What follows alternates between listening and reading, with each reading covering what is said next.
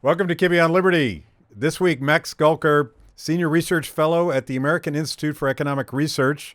We're going to talk about, get this, Austrian economics, Hayek, Elizabeth Warren and why she's wrong, the Yang Gang, and fish.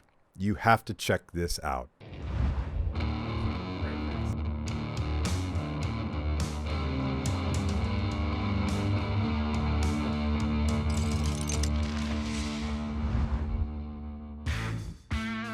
Max, good to see you. Good to see you. Thank you. So when I told my guys that we were going to spend an hour talking about jam bands as a metaphor for the market process, they stared blankly at me, right, like I was an idiot. Yeah. So we'll see how this goes. But we were talking at PorkFest, which is a gathering of pretty hardcore libertarians who are repopulating the state of New Hampshire, exactly, in hopes of making it Galt's Gulch. And I was enthusing about my love for the Grateful Dead, and you were enthusing about your love for fish. And obviously, there's a generational connection between these two bands, and Sure. and I actually think that the metaphor is quite apt. But before we get into that, why don't you tell everybody, you're a senior economist at the American Institute for Economic Research. Indeed. Tell me a little bit about yourself and Yeah. about this wonderful place in Yeah. Bering North. So- What is it? Where is it? Great Barrington, I Massachusetts. already It is screwed that the literal southwest corner of Massachusetts. It's people in Boston think that Massachusetts ends in Amherst, Springfield. There's another hour left of Massachusetts after that, and we're all the way on that side. And that's like real America, right? Exactly. I'm from Indiana, and I tend to tell people it's more like the upper Midwest than it is like New England. Yeah. In terms of the people, at least. So I'm really fortunate to have found this place, and I think the theme really that you're talking about is sort of, responding to accidents, really, in a way, responding to what's not predictable. I went to college at the University of Michigan after I grew up in Indiana. I studied economics. I fell in love with economics basically from like day one of Econ 101. And that's the very, sort of mainstream supply and demand curve, Econ 101 that you get. And at that point I was, kind of planning everything. And I said, I'm going to go work for a couple of years, then I'm going to go to grad school. And, I got into Stanford, which is obviously a very, highly regarded program, and got there. And that's when like life really started throwing unexpected things at me for the first time. And, I went in thinking I was going to be this famous professor and have this body of work with my name on it and all these things. And I got there and, had this very mathematical kind of bent to it that's really the mainstream kind of what they do. And, I thought I was good at math coming in. I'm probably pretty good at math. I found out what really good at math meant. And I found out that I wasn't really suited to a life of do something groundbreaking in the next 3 years. Come see us if you need, if you need help or anything like that.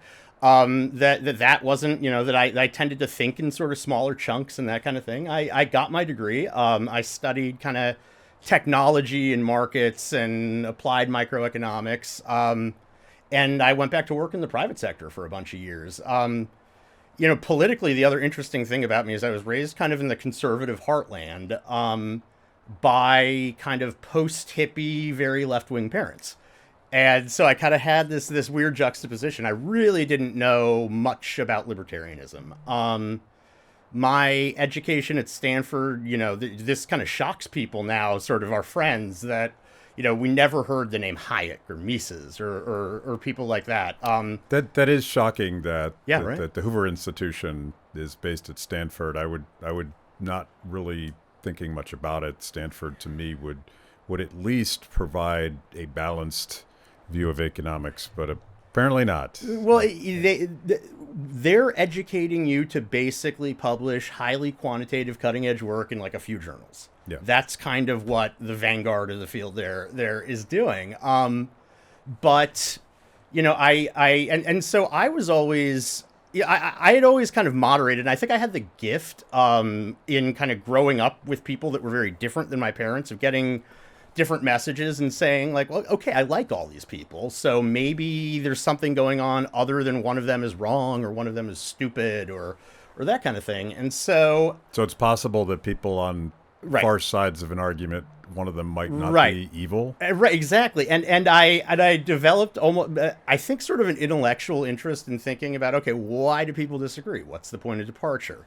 That kind of thing. And at this point, you're coming at it kind of as a moderate It's like lefty. a center. It's like a Democrat voter, I would say. Not a little. Not. Yeah, I would call my mom today. Like, I think I may have talked her out of liking Elizabeth Warren, but we'll see.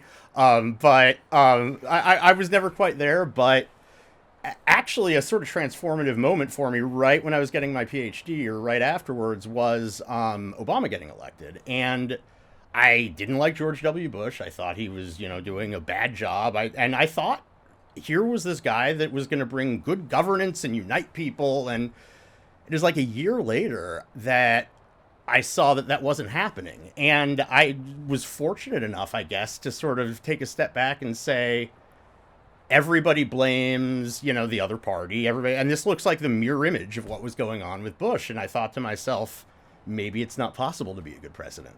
Yeah. Maybe there's something systemic. And then I started almost accidentally happening upon other strands of economics that really made me think. I was working in the private sector. I was doing consulting for lawyers and big financial litigation around 2008. You can imagine that was kind of interesting. And I don't remember when I happened upon it was doing research for a consulting project. Hayek's paper, The Use of Knowledge in Society, and I knew Hayek. I knew he didn't like Keynes. I knew, that kind of thing. But is that Milton Keynes or right? John, Yeah, John exactly. Maynard? I think on Twitter I said something like Adam Rothbard is spinning in her grave or something like that.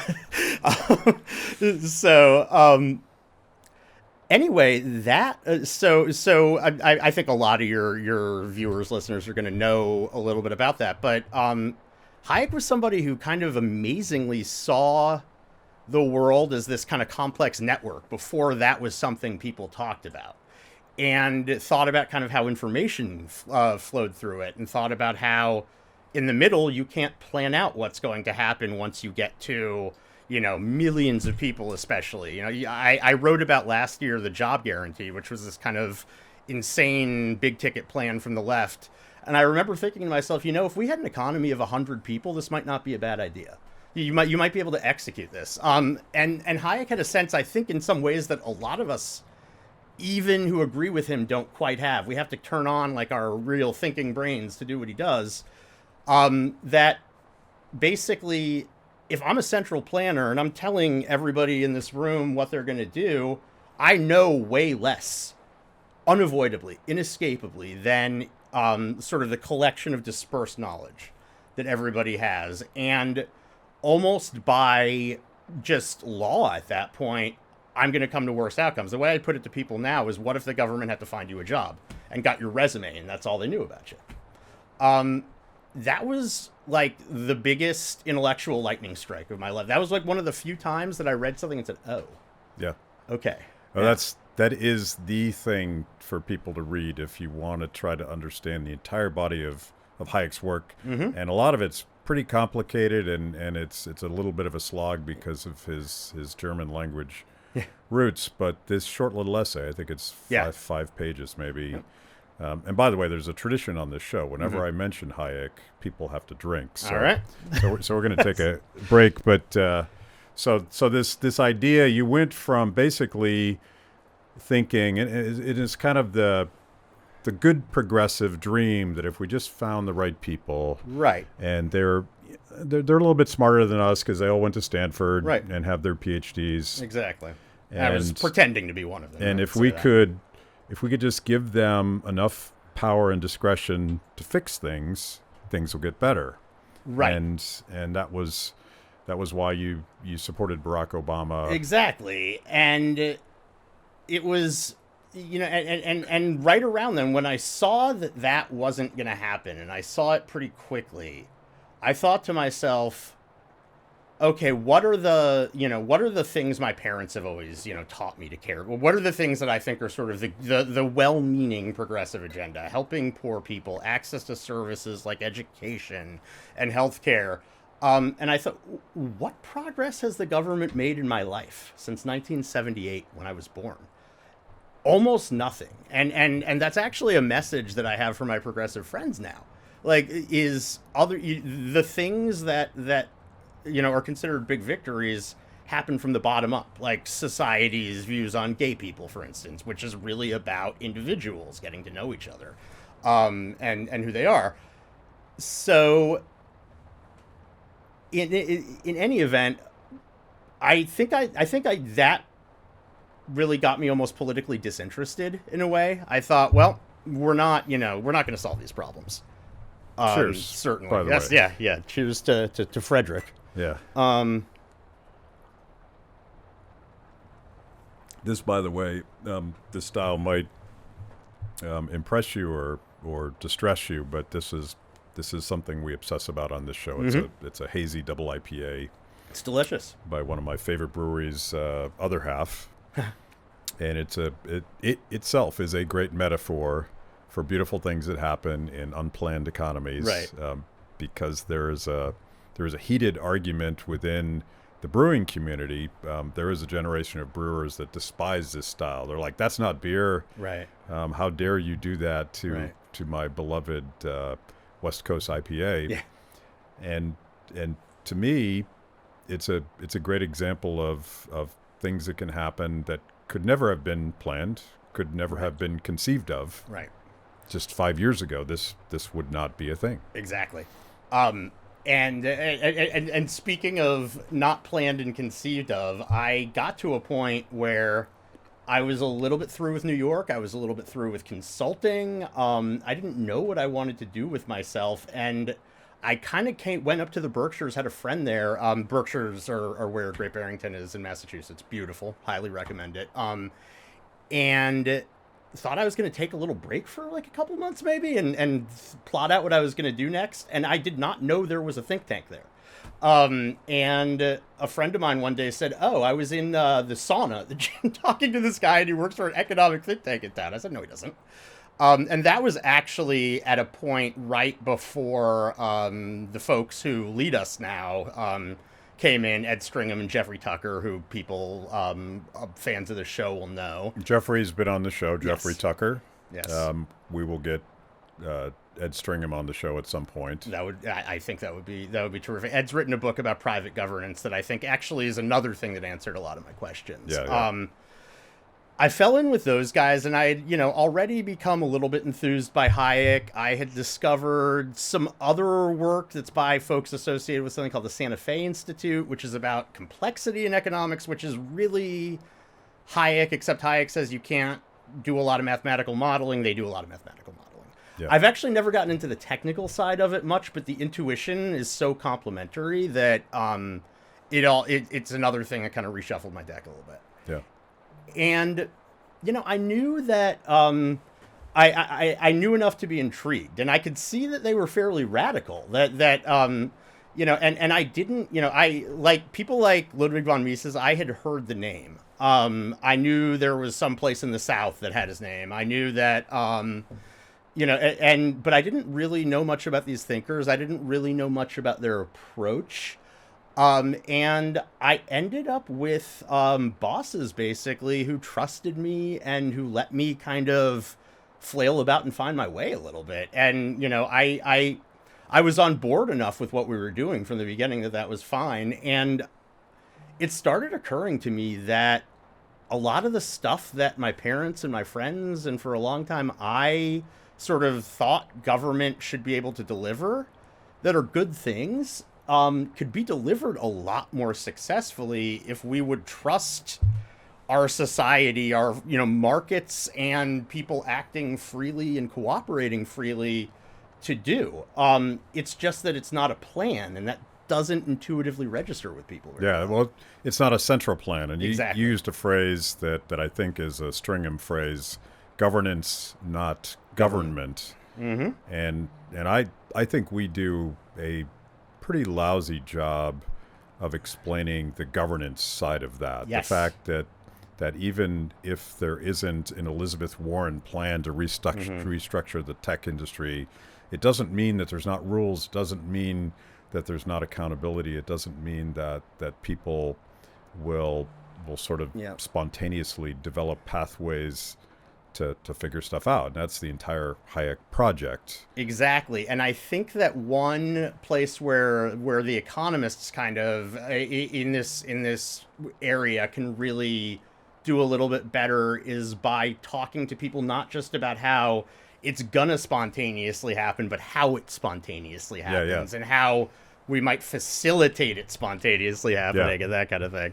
That's like the thing that sort of the fundamental disease in politics, and there are plenty of elements in politics, but the phrase "something has to be done." Right, we got to do something, and it sort of assumes away the fact that every day there are billions of people doing something about like poverty. You just your last piece was on poverty and specifically what to do about persistent poverty in San Francisco, and we're all reading about the horror stories there. Yeah. But everybody that's running for president, and you've written a couple pieces that I want to get into. Yeah. Everybody that's running for president on the Democratic side, and by the way, the Republicans are equally guilty of all these things. The presumption is that here's a problem. It could be a real problem. Let's assume that it is a real problem. Politicians are capable of proposing not real problems as well. Sure. And they come up with a plan, and it's always, God help us, it's usually a 5-year plan, and there's a spreadsheet and there's a podium. But this gets back to your original disillusionment that if we just elected Elizabeth Warren, she's smart enough to restructure Amazon. 60 or 70 plans on her website. Yeah.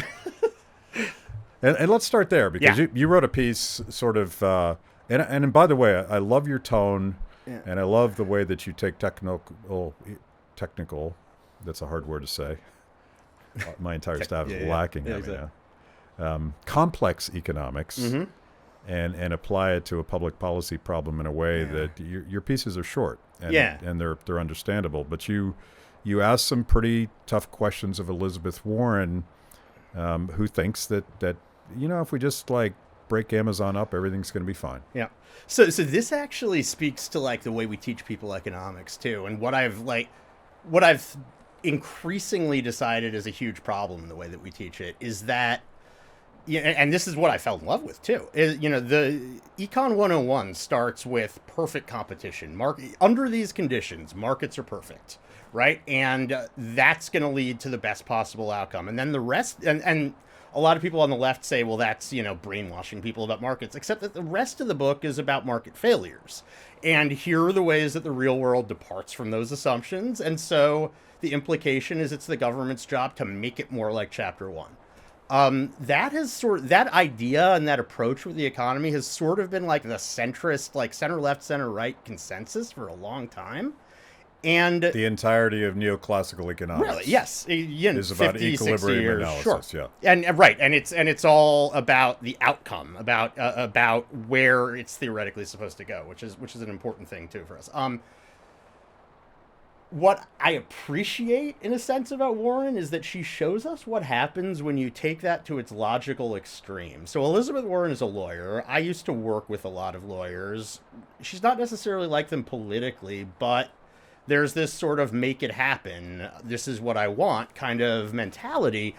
And I think in her mind she says, oh, well, we need to just write down plans for everything. And even, my mother, my left-wing canary in the coal mine said to me, I went to her website and it's ridiculous. How does she think we're going to do all of this? And, it's, if you go, it's almost funny. There's 60 or 70 basically white papers sitting there. And I actually, if you made me choose up or down between Sanders or Warren, I'd take Sanders. Because I think that your career is over. Yeah, right. Yeah. Well, I've already said things that alienate everybody on all sides. But no, I think Sanders wishes he could dismantle the private sector, but he knows he can't, and he kind of loses interest in it, and he just sort of thinks about his big plans. He's like an ideologue, and she's she thinks she's smart Right, enough that right. she could actually. She wants to run it. the private Yeah. sector. There's that level of hubris that Right. that even Hillary Clinton didn't have. Right, exactly. Corporations are great as long as they do what I want them to do, and I know what they should all do. And the problem with that is she has these things like accountable capitalism that says, well, you have to be accountable not just to your, shareholders, but your workers and consumers. And on its head, I think people hear that and they say, great, except you can't implement that without an enormous amount of discretionary power in the government. And so all you've done is you've put all of these linkages together between the private sector and the public sector. And the other school of thought that I got introduced to when I, fell in with this crowd is called public choice. And it's, James Buchanan and others. We can drink to James. Here's to James. That really just says, people misrepresent it all the time, but it really just says government is a big organization of people, all with their own incentives and ideas and information, just like any other organization. And so saying the government is going to do this, you have to break that down and say, and think about it. And a lot of times you lose a lot of meaning when you treat it as a singular thing. And by the way, we do that. It's the state this, the state that. Yeah. And I think we actually lose a lot of understanding with that too. So except for the deep state. I mean, exactly. Well, yes, that's yes. a thing. Yeah. Fine. So by the way, so I don't know if you know Ed Lopez. He is a public choice professor, and we did an entire episode sort of talking about the contradiction of professional economists in a chattering class. When James Buchanan won the Nobel Prize, they mocked him for the simplicity of his theory. Politicians are just as self-interested as the rest of us. Right. And they're like, really, for that? But then they spent the rest of their time in their entire careers denying that was true. Yeah. And the entire macroeconomic project and all of these grand designs essentially is denying the fact that you can get weird outcomes because people in power are just as self-interested as the rest of us. I think weird outcomes is such a key thing there because weird, dangerous, and once in a while horrific. Well, and weird in the sense that people they don't make sense to people. People see bad outcomes and they say a bad person must have caused that. Yeah. And the thing is, once you get to an organization of a certain size, that just isn't true necessarily. And that's not necessarily true of the state. That's not necessarily true of the billionaires and Wall Street. And so it's really all sides, I think, have to be responsible for that a little bit. And, when Warren and Sanders actually both do this is, they talk about billionaires in a way that suggests that there's like a room full of them, like mapping out how they're going to rig the system. Jumping cigars. Right. And saying, okay, so you take this and I'll do that and I'll call this person. And, I do think the well-connected have more, a disproportionate amount of political power, but it's not necessarily because of intentional bad acts, right? It's, this sounds silly, but think about if you went to the same school as elites who worked in government and you send your kids to the same piano teacher. And you said, if you have enough just interactions, points of contact, which rich elites are just going to have with government, in subtle ways, decisions are going to start to change. And when that number gets big enough, you get these weird outcomes. And that's not to say it's not a problem. That's not to say it's not worth thinking about. But sitting there and saying these evil billionaires or billionaire tiers or Occupy Wall Street or whatever is insidious in that it misunderstands the problem. And it directs us in a path that's at best going to not do anything. Yeah. I mean, there's definitely, there's a thing to the insiders that all populists rail about. And it could be libertarian populists. It could be Trump populists, it could be Sanders populists, and there's very much an insider thing that is real in society, and I think it does corrupt outcomes, particularly when it comes to politics, because whether or not you and I like it, Jeff Bezos has better access to Senator so-and-so than we do. And we're not going to change that. Right. A lot of policy, and this is true with technology too, especially, is like, let's try to make things like they were. or like they ideally, and that never works, and I do a lot of thinking about technology too, and you just, that's people's instinct, well, these Uber drivers don't get healthcare, so we need to make their jobs like a sort of archetype factory worker from the 1950s who works in the same factory for 40 years. And I think it's funny that all of a sudden the left is pining for like an idealized version of the 1950s in a way. And well, it's idealized. Yeah, exactly. Because we didn't live it long. We were a lot poorer. Yep. And that cabal of insiders was still a thing. Yeah. And they still derived at least a significant part of their power from their relationship with government. Right. But let's wrap up on Elizabeth Warren, because there's all sorts of other hubris we need to touch. But and this is what I like about your writing, because in a lot of ways you're writing to your younger self, because you're trying to explain to young progressives why it is that breaking up Amazon or Google, fill in the blank, you do a lot of work on this stuff, that, it might sound good emotionally, but the end user is going to get hurt. Right. Because she doesn't know how to do it. Right. And it's right. Most of our brains, other than maybe Hayek's, want to think about things as like cause and effect and linear narratives and things like that. And so when you don't have, when you don't specify a plan, everybody's mind goes to, let me think of the worst case scenario that can happen. Whereas when you say, when you give a plan that aspirationally has 100% coverage, then people's mind goes to like, okay, well, why don't you want to do that? Yeah. And whereas usually the latter is worse than the former.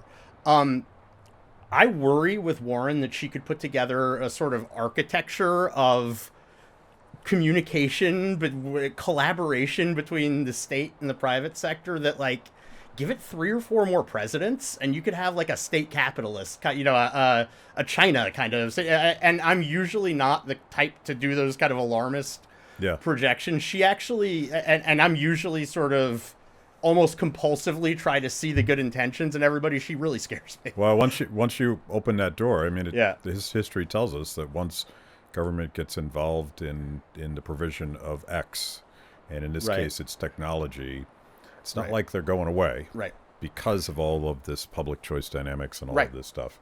She is probably my least favorite candidate of all the Democratic field, and I'll confess right now that I don't pay as much attention as I used to, because one, it's really depressing, and two, I did it for a lot of years as a profession, politics. I spent way too many lost years trying to improve political outcomes. It's like me consulting, but on the other end of the spectrum, I think Tulsi Gabbard is really interesting, and I sort of buy into some of the reasons that the Democratic machine keeps her off the stage.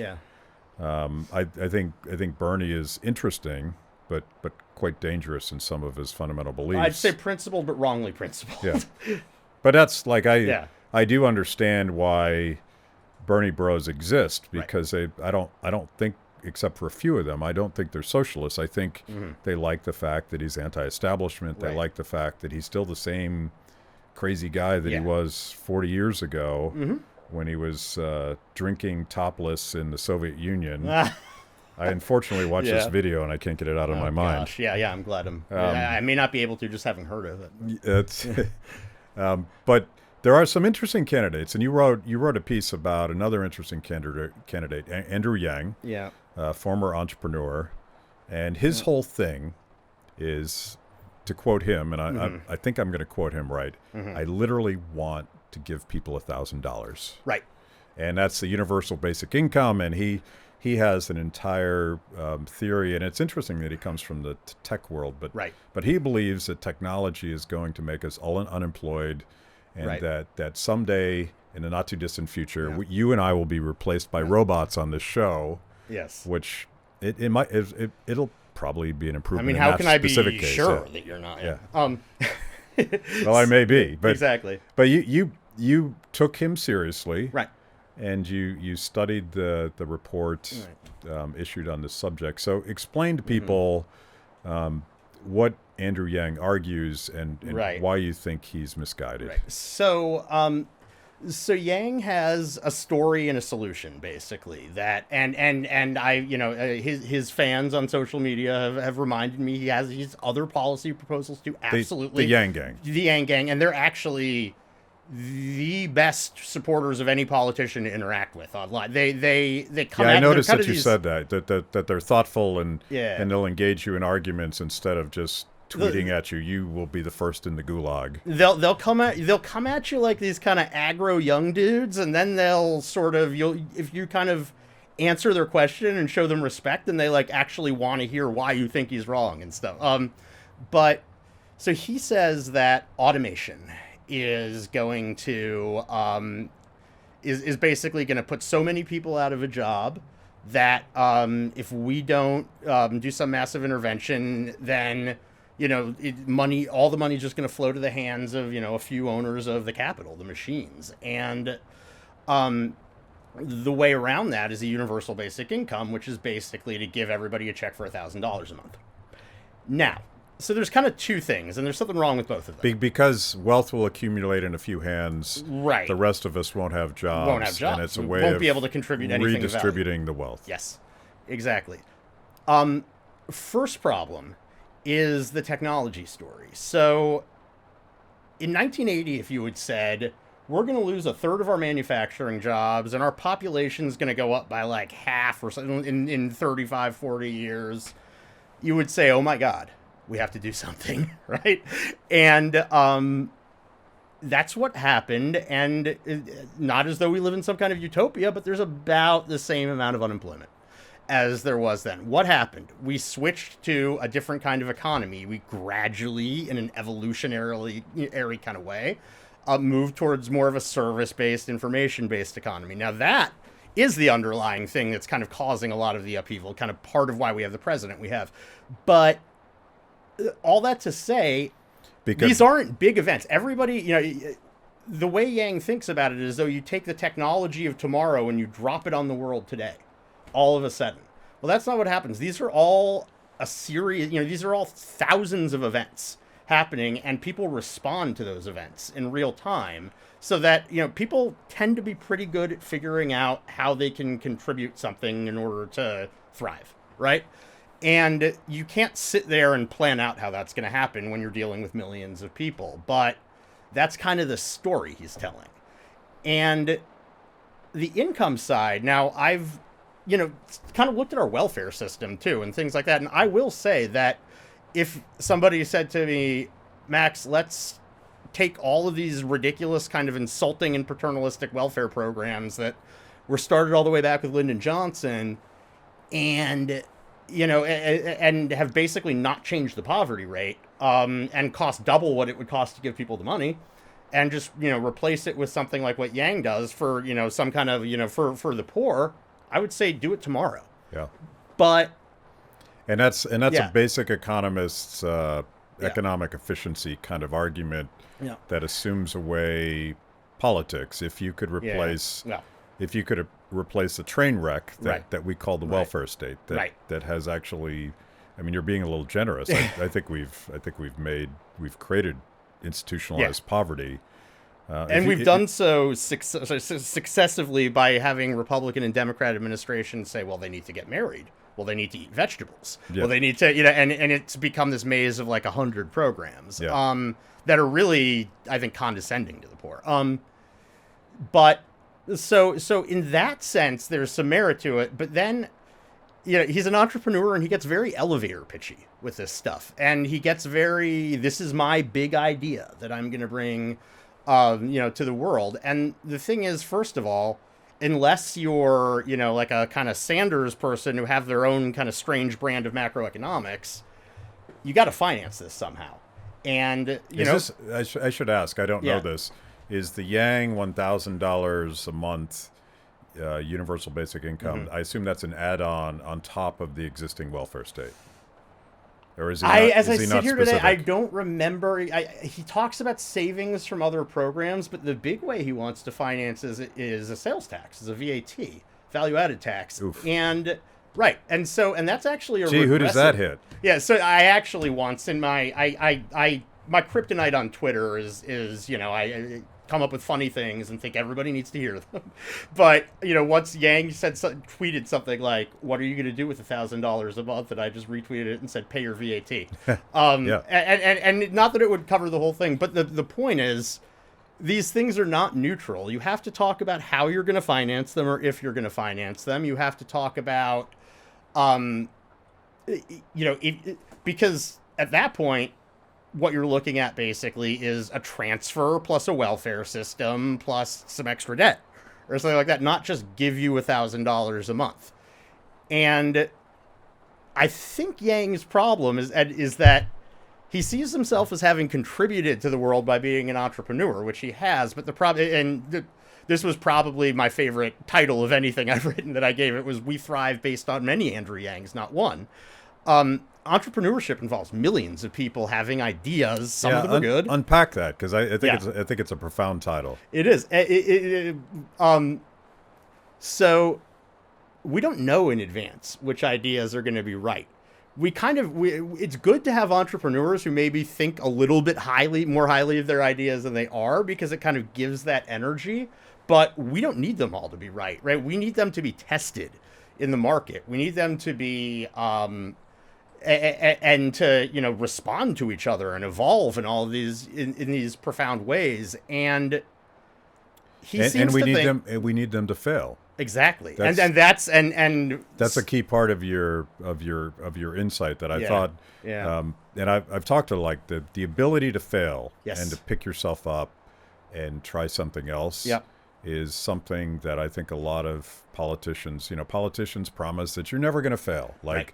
You're never going to fail in life, and you're never going to fail in your marriage, and everything's going to be awesome. And and if you just let us take charge, here's the dignity that you starve for. Right. But frankly, that moment that you fail and you figure out how to pick yourself up, I think that's where dignity comes from. Right. And it comes not just from that, but let me expand. It comes from when I fail, you seeing it and learning from it, and me responding to it, and this kind of network, this reverberating almost through. So it's not just it's like iterations of research and failed paradigms and but that idea was pretty interesting. Let me try that this way. Right. If we let every school district decide how they're going to educate their kids, there would be some bad things that happen. But after 20 years out and letting them copy each other, we'd know how to educate kids a lot better than we do today. And so that's what entrepreneurship really is. And I joke that, I'm a bad entrepreneur. I wouldn't be a good entrepreneur. But because of that, I have the perspective to tell you why entrepreneurship is good. Yang basically thinks that he has good ideas and he needs a big idea to take to the people. The problem is there's only one president. Yeah. And so that's a lot of eggs to put in one basket. One president of the largest economy in the world is going to bet the farm on one idea, universal basic income. Right. And even more than the deficit busting, and which is all important, what I really have a problem with, and this is with a lot of these candidates, is almost just the continuing of the public discourse of the solution to our problems is this, right? That's what everybody looks for. That's what we're kind of primed to look for. And that's what's increasingly not appropriate in our world that gets more complex, that gets more technological, everybody has a voice. We can debate the New Deal all we want. I would say that these kinds of programs are even more poorly suited than they were 100 years ago because of the ways that the world has changed. It is fascinating that we particularly AOC in the context of the New Green Deal point to something from ancient times as a model for the future, and there does seem to be that hunger for the simplicity of we're all in this together and here's the plan, let's move forward. Few things infuriate me more than the statement, we won World War II so we can do thing X that is totally different than beating another country in a war. And I'm not even getting into who won World War II, but nation states can beat other nation states at wars. They can concentrate a lot of power onto one target, right?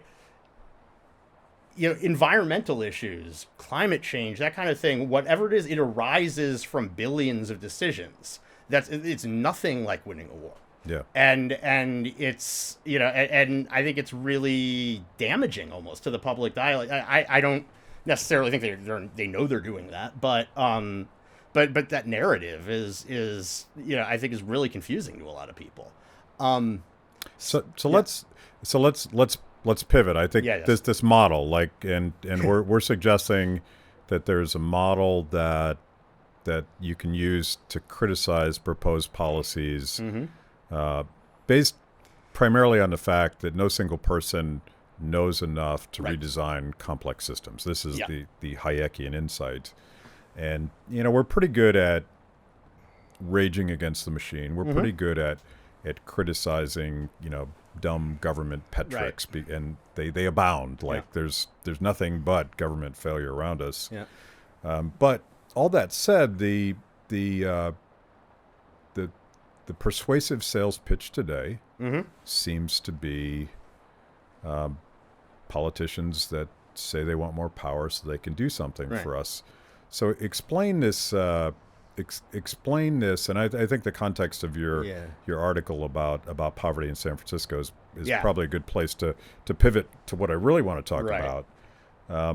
We need to explain to people who are attracted to this power argument all about the beautiful things that can happen when people are free to figure stuff out, fail, succeed, help each other, all the things that we know that free people do. That's the sales pitch we're not making very well. Exactly. And, the other part of the standard argument of every politician is this is the other group from you that's to blame for that. That almost is so always a demonization of exactly fill in the blank. It could be billionaires. And it's uncomfortable to say this, but billionaires for the left right now occupy the same role that Mexican immigrants and Chinese trading partners occupy for Trump. Yeah. And, and that doesn't mean that they're not, less vulnerable than immigrants or whatever, but it really is the same thing. Now, in San Francisco, there is this problem with entrenched homelessness. And that's happened for, again, a complex set of reasons. There's, it's the right loves to talk about how permissive San Francisco is about everything. It's true. The weather's nice. And at the same time, they had this tech boom where everything got really expensive, but the people already living in the city wanted to keep the city, there it is again, exactly the same as it was. And had all these zoning rules and all these, and rents are now, it's like one bedroom, $3,700 or something like that. Anyway, I lived there for a couple of years when I went to Stanford, which is nearby, and it was already, if you went to the Tenderloin, which is sort of the downtown, like right next to downtown, in San Francisco, and really a part of the city people go to, too. That's the interesting thing, is that this is all happening where people, this is not happening, in isolated neighborhoods. It was already more intense, let's just say, in terms of the homelessness, the sort of public drug use, than anything I'd ever seen a dozen years ago. I was there last year, and it was like nothing I have ever seen. And it's horrific today. It is one of my favorite cities historically in the world. Yep. And Terry and I, my wife, we won't go to that part of San Francisco. It's tough. And it was I remember Nick Gillespie was interviewing Dan Carlin, who I'm a huge fan of, the history podcaster, and he has some libertarian sensibilities, but he said something like, what are we gonna do about homelessness? And that's what people are after, is what is the magic solution? And even sort of libertarians, free market advocates like to say, get rid of the zoning laws, which yes, they should get rid of the crazy zoning laws in San Francisco, but I don't necessarily think that someone suffering from mental illness and, horrible drug addiction, and because rent goes down by $500 is gonna, that's gonna help people move to the city, middle class people. I was sort of, I was thinking about it for a long time after I was there. And one day, a few weeks ago, I was on a flight actually coming back from somewhere. I started kind of surfing the internet, and I found this charity that it's called At the Crossroads. And basically they get to know people. They especially target kids who have had lots of trouble, have been kicked out of other programs. and they kind of go out in the street and start talking to them. And they one at a time. Yeah, one at a time, and who they are and what their goals are, and they don't have any set agenda. And they say they offer unconditional support. That to the right, that's supposed to be anathema. And part of what I sort of thought about in writing about that is it's not really unconditional. It's they will interface with them, unconditionally, but they have a human being who knows them, who, like our friend Hayek, can respond, to facts on the ground that he would well, actually, Michael Polanyi would call Yep. it personal knowledge. Yes. The knowledge of time and place, and Yeah. then the entire Yeah. Austrian understanding of knowledge is like, if you have this theory of poverty, but you actually haven't spoken to individual people that are struggling with poverty, you don't know. You don't know what you're talking about. Right. Yeah. And it's funny that the people who most avidly talk about workers, quote unquote, are probably the people who know the fewest people who fit into that category in their minds. That Yeah, they've never actually worked one of those jobs. Right. Exactly. Yeah. Like so they get to know people. They think about what kind of services they need. And really, there's nothing more accountable than a social relationship in some ways, and the kind of sticks and carrots that you can get from that. Yeah. Even if and you are going to be there tomorrow, whether the person does X, Y, or Z, because it's not one rule to everybody. If you have a job guarantee, a really salient criticism is, how can you be fired if you don't show up late? Well, that's because there's one rule that everybody gets a job. If you show up late to meeting with this person, there's all sorts of social pressure, of decisions about aid that can be made. There's, it's like a million little pieces of accountability instead of one big piece. Yeah. It's hard to measure the success of these things. This thing is small. I don't want to act like it's, a panacea. I think that, again, the debate is sort of what is going to be our solution to this problem. And it's, we need 1,000 small solutions, but it's like almost like a challenge everybody, myself certainly included, to just like get to know one person. And there's what would happen? There's probably like two categories of solutions, but you're suggesting a level of humility that that there's no silver bullet to any social problem we have. We could certainly, and we libertarians are very good at identifying like problems created by government barriers, government regulations, government prohibitions, and in San Francisco, you could certainly point at limits on housing as one problem. The war on drugs is another problem, and we could probably tick off 10 more. Sure. But the other half of that, and this is going to be my somewhat inelegant pivoting to the beauty of the process of free people figuring stuff out. The other half is very bottom up. It's face to face. It's person to person.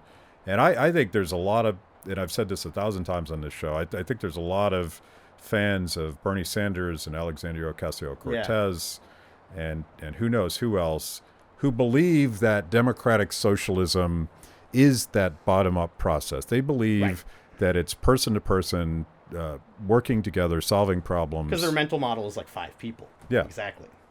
And we're the guys very much opposed to any brand of socialism, democratic or otherwise, who have this theory of how it is that free people solve problems. Yeah. And if you don't believe me, you got to go to the parking lot of a Grateful Dead concert, because it should be dangerous. It should be chaos. Yep. It should be a place where normal, respectable people don't go. But when you go there, you discover a thriving marketplace of people that respect each other, that respect each other's property. They don't hurt each other. They don't take their stuff. They trade. They cooperate. And they care not just about themselves, but about the community. Right. And that, it's what really strikes me is that exchange, capitalism, I would say, forms the backbone of that network. But then there's also, because of that interaction and that trust and that commonality, there's basically a lot of governance and safety net kind of features that are being voluntarily fulfilled by these people who are basically driving around following a band from concert to concert. And that's sometimes I wonder when we talk about capitalism, I don't want a new name. I don't want us to have a new name. I sometimes wonder, do we need a new name? Because people, and even our folks, often just think of it as corporations and commerce. I kind of want to think about free society and the freedom to cooperate, to act, to do all of that. To me, that's part of it, and part of sort of my dream. I like the is word to take, cooperation. Yeah, and part of my real dream is to take deadheads or fish heads, these hippies who probably would ask them about capitalism and they wouldn't have something nice to say, is not to change their minds, but to convince them they are part of capitalism. Yeah. And actually convince our friends they're part of capitalism too. Yeah. At the same time, but it's not an aesthetic that a lot of people necessarily like. I'm not a fan of the word. Yeah. I don't think that the market process is about capital accumulation. It's one of the consequences of the market process is that successful entrepreneurs accumulate capital and they reinvest that, and that's a very beneficial dynamic. But going back to the Grateful Dead parking lot, there is no government, but there's governance, and I'm a huge Deadhead, as you know, and I totally did a deep dive in this Grateful Dead series that was on Amazon. I think it was called A Long Strange Trip. Yeah, I watched it. And there was interviews with Jerry Garcia that I'd never seen before, and it sort of emphasized the fact that he was an anarchist, and he was an anarchist not in the sense that he wanted to burn anything down or sucker punch anybody. He was an anarchist in the sense that he wanted to let everybody in his community, and this is a guy with a lot of power in his community, he wanted to let them make their own decisions, and he very adamantly said, I'm not going to tell anybody what to do. And the net result of that was a very successful enterprise. They were always on the Fortune whatever as a band. The Jerry Garcia's career has outlived him by at least 20 years now, and that's pretty impressive. And that community functioned in a fairly effective and efficient way, almost exclusively because he didn't want to tell them what to do. Right. And it seems counterintuitive. Right. Who's running this show? And his point was nobody's running this show. Yep. And it's important that it was, we say anarchy, and that's the absence again of government, not of governance. And I'm not a big fan of that word either. Yeah. I use it with some trepidation, even though Logan prefers when I use the word, because the technical meaning is absence of government. We've all got our favorite words. Yeah. People like to say liberal. That's not what most people think a liberal is. And I think like us coming from different kind of backgrounds, like I'll hear you describe things as conservative that I don't think of as conservative, but I totally agree with. Yeah.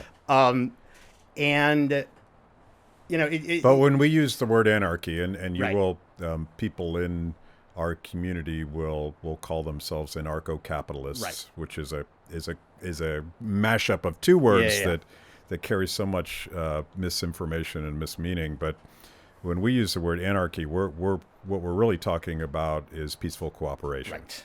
And I don't know why we don't use the phrase voluntary cooperation instead. And to me, coming from a slightly different background where I didn't grow up reading the same books and going to the same school as sort of a lot of people did, to me the thing about individualism that gets me out of bed in the morning is the freedom to cooperate with the people you want to cooperate with. That to me is the engine, the lifeblood that kind of drives society. And I think that the hippies in the lot of a Dead show or a Fish show or whatever are helping each other, they're transacting, and it's without any top-down guidance, but it is with intentionality by the people too. Yeah. And that's, I think, some of the part of what we miss sometimes is we love to say the market will take care of it or people will take care of it. And if you're already sort of bought in and you've already thought about market processes and these economists and things like that, you get that. I don't think a lot of people get that. And in fact, they get it so little that I really have a hard time sort of moving people on it really at all. And in all honesty, I think that's why Hayek, why we kind of say like, man, was he the best writer? Or was he? I don't know that it was really, if I could accomplish one thing in my career, which I don't think I could accomplish, it would be presenting Hayek's thinking in a way that's like intuitively resonates with everybody. Yeah. And it's hard because it's that bottom-up complexity that I don't think our brains are quite, most of ours at least. Well, that's why these stories and exactly. And I want to give people some context. If you're not a Deadhead or a Fish fan, you probably don't know what the hell we're talking about. And these bands have very different styles. Yeah. But I think it's fair to say that Fish very much was a beneficiary of the Grateful Dead culture and took their format as a show, as for shows and tours and that kind of thing too. Yeah, and it's and the logic of it was essentially no one's going to play us on the radio, right? But we're gonna build an enthusiastic audience that is going to follow us from place to place. Right. The Grateful Dead famously allowed their fans to record the shows and trade them, as did Fish until basically technology got to the point where that didn't. Yeah, it doesn't matter anymore because now any of this stuff is out there. Stuff's out there an hour later on the internet. Yeah. But so you have I have this community that is packed up, and their life is following these bands around, and necessarily a marketplace emerges in that culture. And when I describe it's called Shakedown Street, but when I describe the Grateful Dead parking lot, I'm talking about thousands of fans that have dedicated a life to following this band, and they're selling T-shirts, they're preparing food, they're creating a complex marketplace that packs and unpacks every day depending on the show. Yep. Fish picked up that culture. It did. And if you would go to a Fish concert today or this summer, you will see a vibrant culture of people that are enthusiastically into the band, but they're also into the community that has evolved spontaneously around the band. And that's where I love the Dead. Garcia died about 2 years before I started getting exposed to a lot of this music. Should say for people who don't know that these bands, why do people follow them from concert to concert other than it's just fun to be on a road trip, is every concert's different. They play, they have big canons of songs, big songbooks. They improvise a ton, and that's sort of group improvisation rather than somebody soloing, which, hey, look at that. It's people on the ground responding to each other in real time. What does that remind you of? And it depends on the venue. It depends on where it is. It's interesting how all those things shape what emerges. But like I said in the beginning, my boss is Jeffrey Tucker, who is wears his suits with his bow ties and loves music from the Gilded Age. And I dream of taking him to one of these shows where I know there's going to be a good emergent marketplace, because you got the Jeffrey Tucker article about that would be epic. That he would write. For those who don't know him, he's very much into classical music, and he I think he respects the technical acumen of correctly performing a complex concerto, which in a lot of ways is the opposite of what we're talking about here. And at least with the Grateful Dead, I mean, the Fish has very different influences. They're into to Zappa and all of that kind of stuff. But the Grateful Dead were very much influenced by John Coltrane, Miles Davis, bluegrass, Americana, a lot of mashed up influences. But the structure of jamming, I think, comes from jazz. Right. And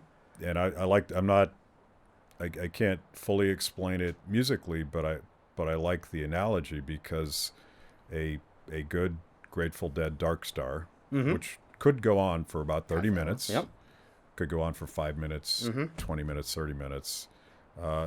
There's a little bit of structure, and there's a lot of room for improvisation and exploration and experimentation.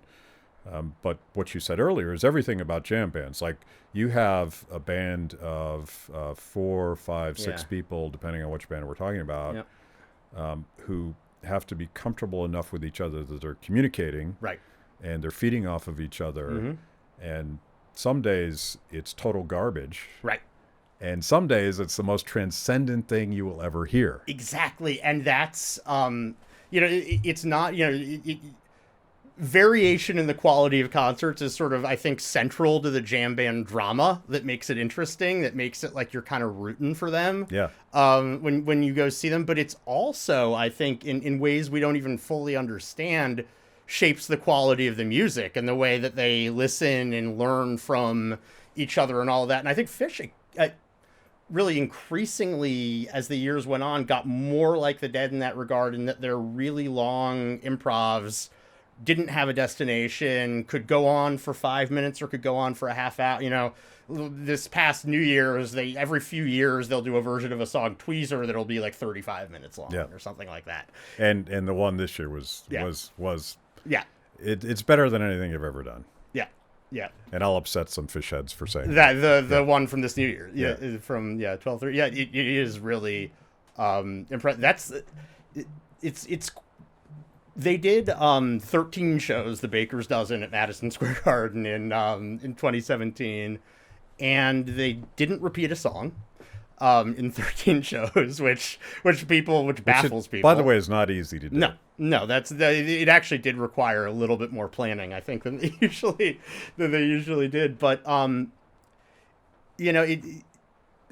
in terms of transcendence and in terms of, this was a band I was following around a little bit when I was in college. I joked that I was like a Midwestern college kid in the late 90s. I'm almost demographically required to like Fish. But I remember the day of the show, how excited I was. And it was it was mind-blowing that there in 2017 they kind of made me feel like I was 22 again. Yeah. In a way that doesn't, I'm 41 now, and I like watching these webcasts at home a lot of the time. Like that'll do it for me.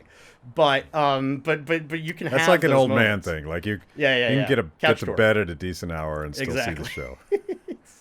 But again, and that's actually a great segue to technology and the ways that people talk about what's lost, and there are things that are lost when technology advances. The culture of trading cassettes, of that did create unique bonds among people. And markets aren't perfect; they make mistakes. That's a feature, not a bug, as I like to say. But you can't stop it. You can't. And what you get instead now is you pay $10 a month for an app that's got every jam band on it. An hour after they play the show, you could stream the whole thing. Nugs.net. Yep. Or Fish has their own app because they're big. Live Fish. Yep. I unfortunately, from my wife's accounting of my expenditures, I buy all this stuff. Yeah. I have both of those. It's funny because the smaller bands, it'll take like a week for the shows to go up. Fish will be like 12 minutes after the show's done. It's up there. Yeah. And it's actually similar to music in general, where you have Spotify now, where it's like almost like our sense of entitlement with the internet. So it is so fun. Like, we think we should be able to listen whenever we want, wherever we want, to whatever we want. And we almost get a little mad when we can't. When some band has decided not to put their stuff on it or something like that. Well, it's radically democratic. It is, yeah.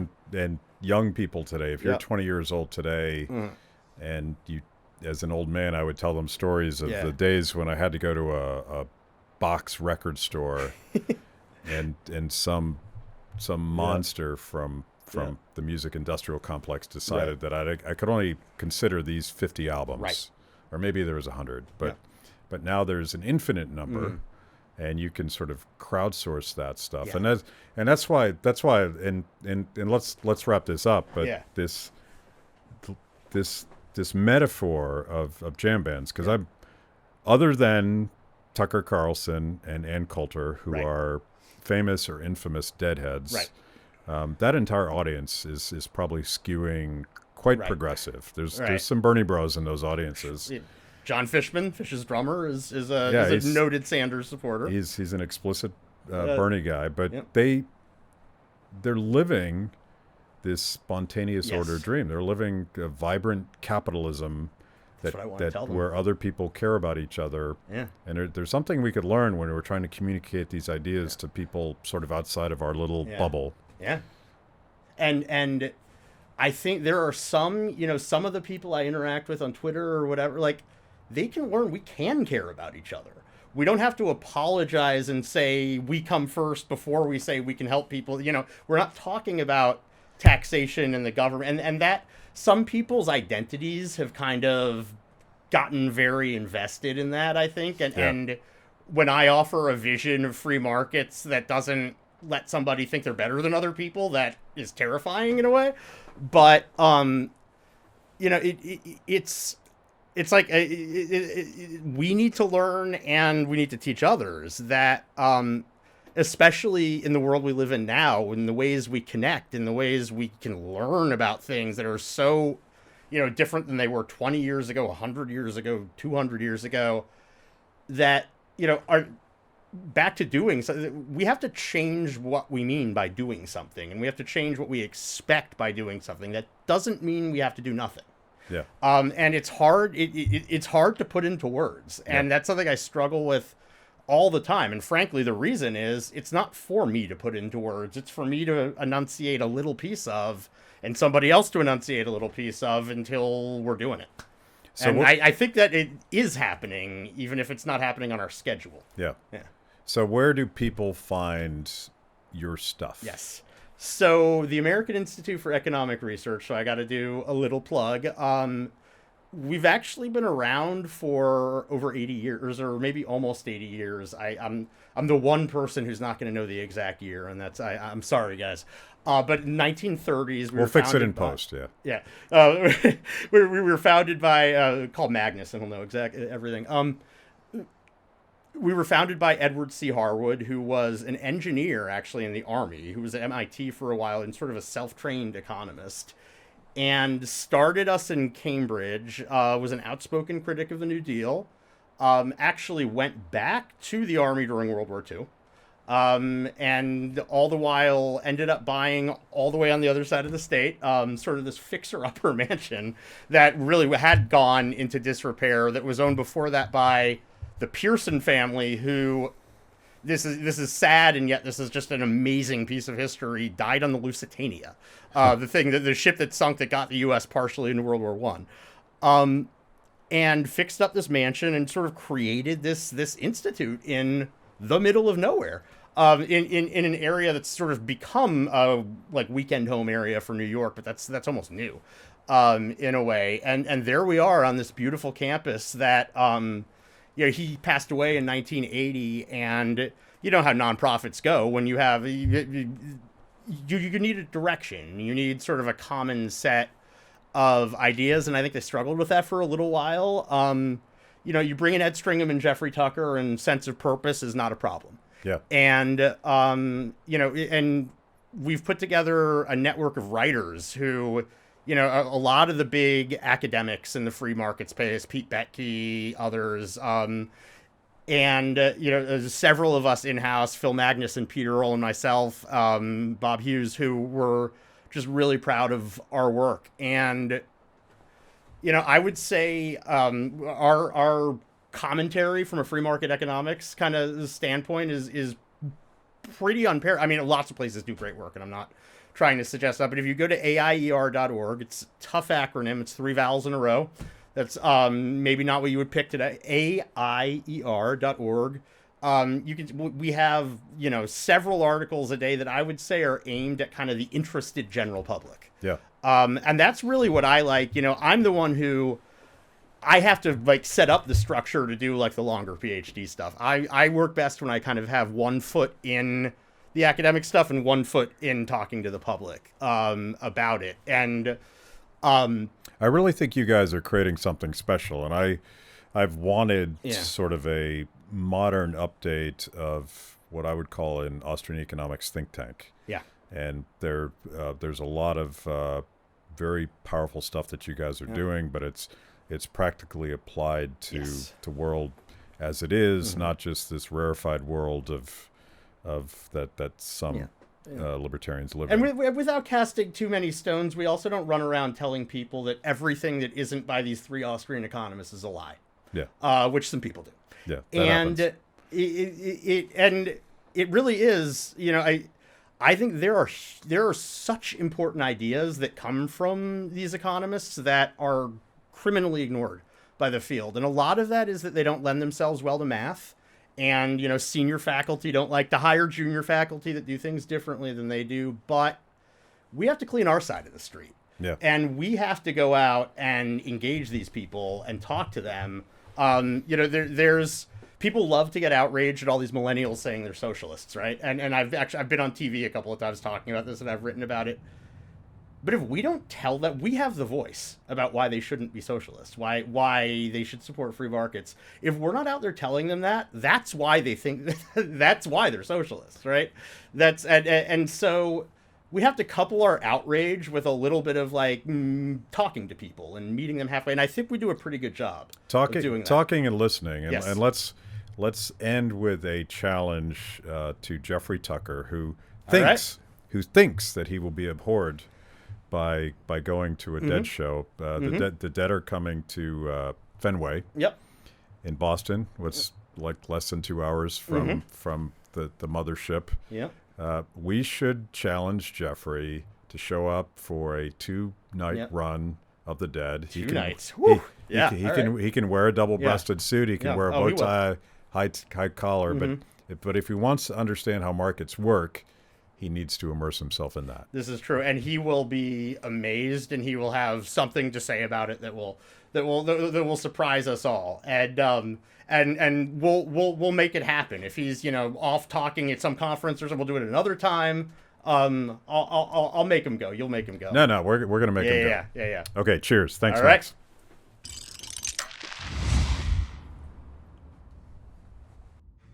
Thanks for watching Kibbe on Liberty. By now, you know this is the most important event of your week. So make sure you subscribe on YouTube.